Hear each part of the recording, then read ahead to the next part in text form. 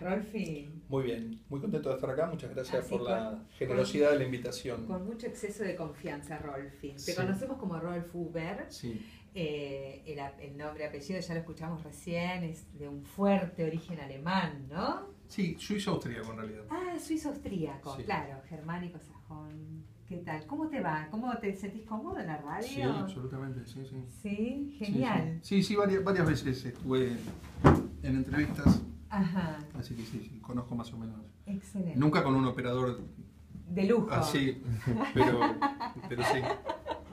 Excelente, la verdad que estamos en el ISER, Sí. es una institución educativa que yo amo y la verdad que hay muchas cosas que se hacen más del corazón Totalmente. que desde la opulencia técnica, digamos.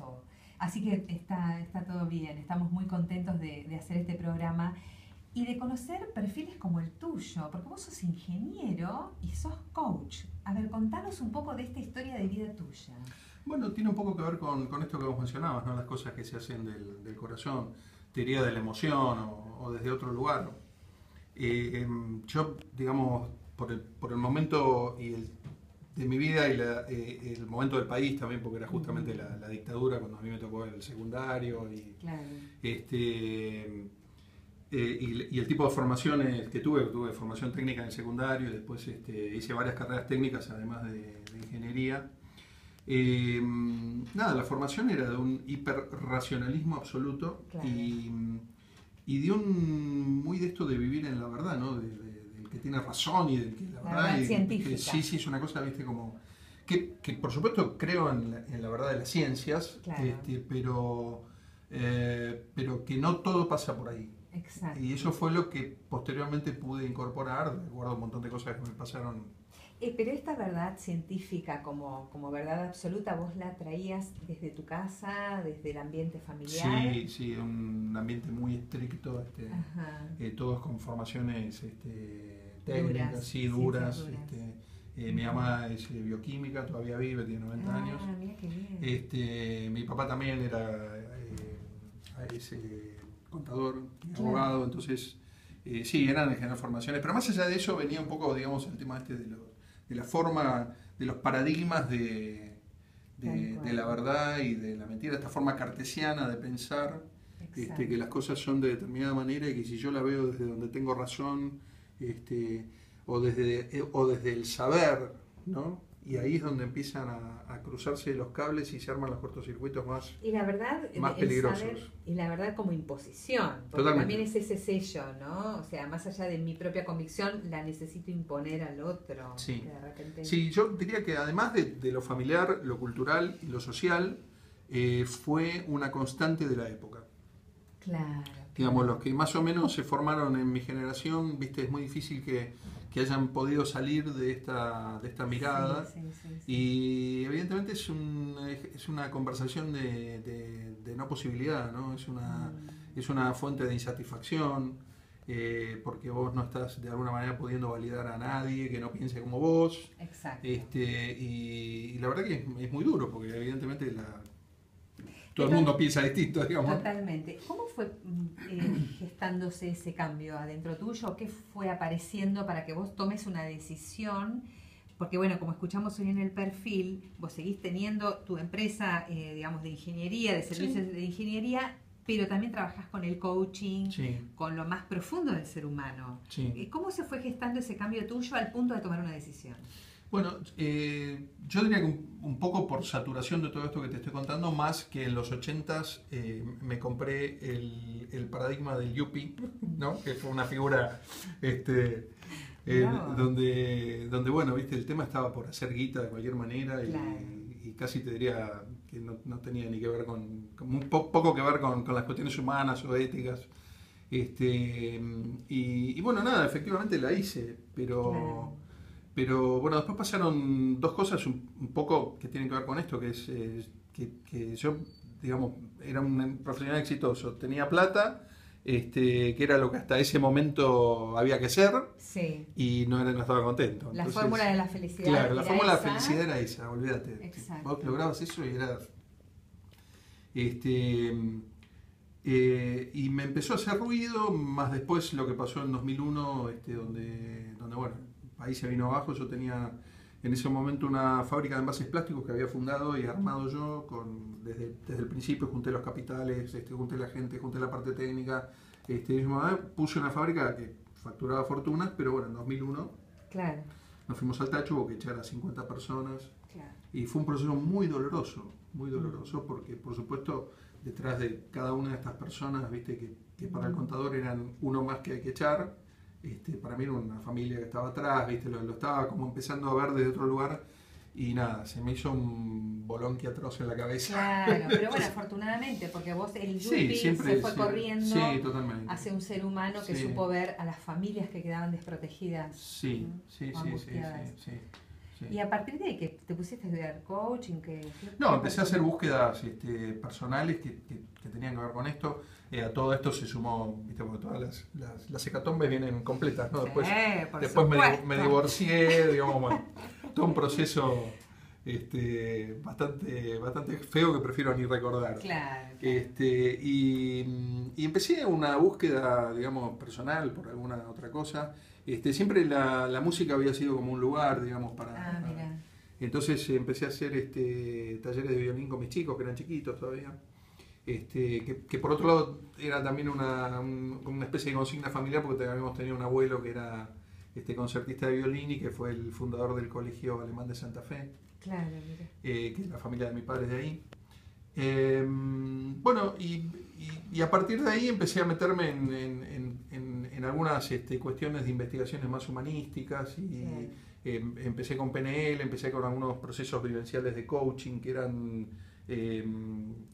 suponte un fin de semana que te internabas en un lugar y veías toda una serie de cosas que te empezaban a mí me empezaban a mostrar que había toda una parte de la historia de las personas que yo me había perdido hasta ese momento. Qué interesante. Incluso estuviste entonces como en las primeras etapas, en los albores del coaching. Totalmente. Porque convengamos, por lo menos en Argentina. Estuve en ese grupo que se denunció, no sé si lo recuerdan, digamos, los que están en el tema probablemente sí, que se denunció como que había manipulación de las personas, y no sé si vos lo tenés presente. Estaba presente, digamos, en el momento que se filmaban esas cámaras y qué sé yo. Claro. Porque la verdad que era una actividad abierta y estaba permitido hacerlo de esa manera.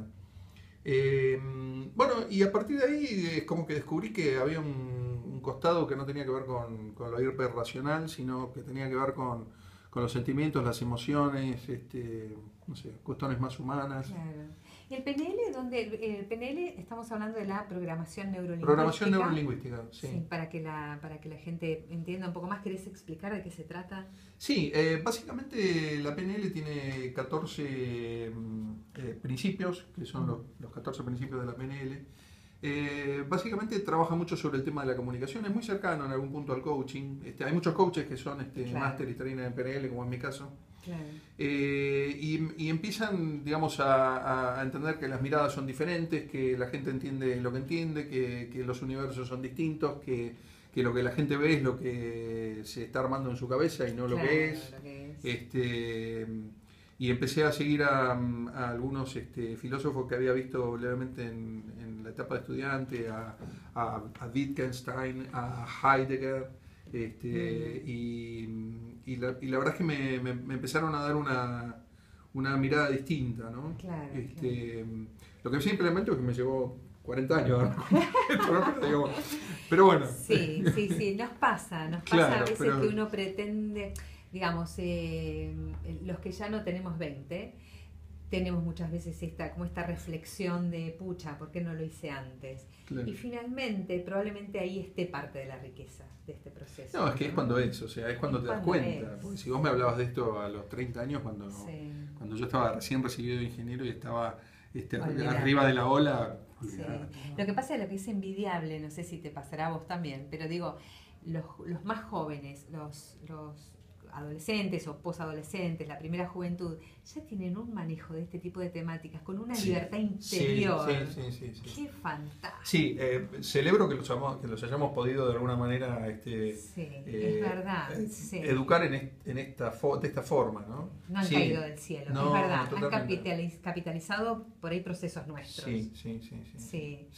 Sí, la manzana no cae lejos del árbol. A mí me pasa yo tengo 3 hijos, y bueno, me pasa esto de pronto de estar peleándome con cosas que en realidad, digo, bueno, a ver, es un poco lo que yo estoy proponiendo. ¿Por qué lo entendería de otra manera, digamos, ¿no? Claro. Entonces, viste, hay que hacer como un clic ahí. A mí me gusta mucho preguntar cómo hacen con los hijos. Un poco porque soy mamá. Bueno. Más bien, sobre todo, Sí. porque soy mamá. Pero porque, digamos, es toda esta cosa de no somos profetas en nuestra tierra. Sin embargo, a su vez, los hijos nos imitan. O sea, uno aprende principalmente de los padres. Entonces, ¿hasta qué punto nosotros podemos transmitir a nuestros hijos una forma de vida diferente, ¿no? Sí, fuera de la etapa de la adolescencia, que no te imitan sino que te combaten, digamos, estoy de Es la acuerdo. aborrecencia. Sí, Más que adolescencia, es la aborrecencia. Estoy de acuerdo. Pero sí, de alguna manera, digamos, creo que algo queda y bueno, de hecho, lo pueden hacer así. Los chicos en general, no hablo específicamente de mis hijos, no están viendo en la educación un valor en cuanto a lo académico.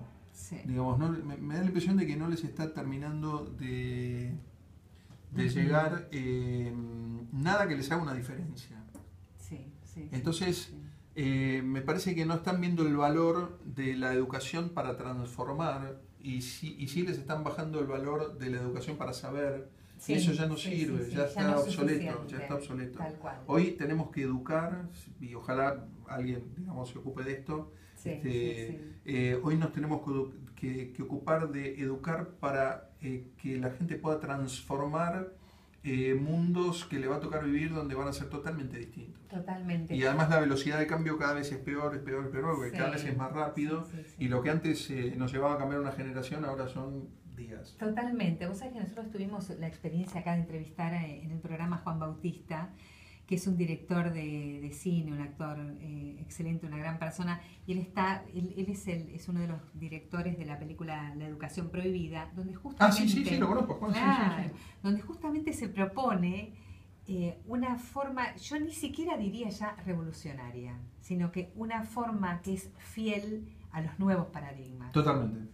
Basta de esta cosa enciclopédica, pero bueno, yo me veo pagando una cuota altísima para el colegio de mis hijos porque considero que esta educación enciclopédica todavía les hace falta eventualmente para hacer la transición, al menos es lo que yo tuve que hacer en mi propia vida. Lo que pasa es que no hay otra alternativa, o sea, hoy la educación es academicista y enciclopédica, punto. No hay, salvo, no sé, que nos vayamos a alguno de estos sistemas, como esta señal italiana. Hay un sistema italiano que tiene que ver con esto, que tiene el nombre de una maestra italiana que no me acuerdo ahora.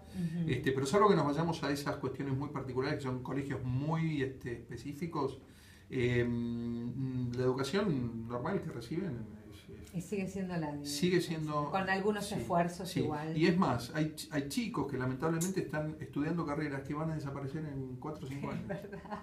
Como la de periodismo. Perdón, hasta me costó decirlo. Vamos a un tema musical, Rolf. Sí, fantástico. Vamos a escuchar un poco de música. Dale. Y vamos a seguir enseguida con esta entretenidísima charla. Hoy estoy, que no me escuchen mis alumnos de locución, de LISER, porque me van a matar. Pero bueno, vamos al corte y ya venimos. Bueno, dale.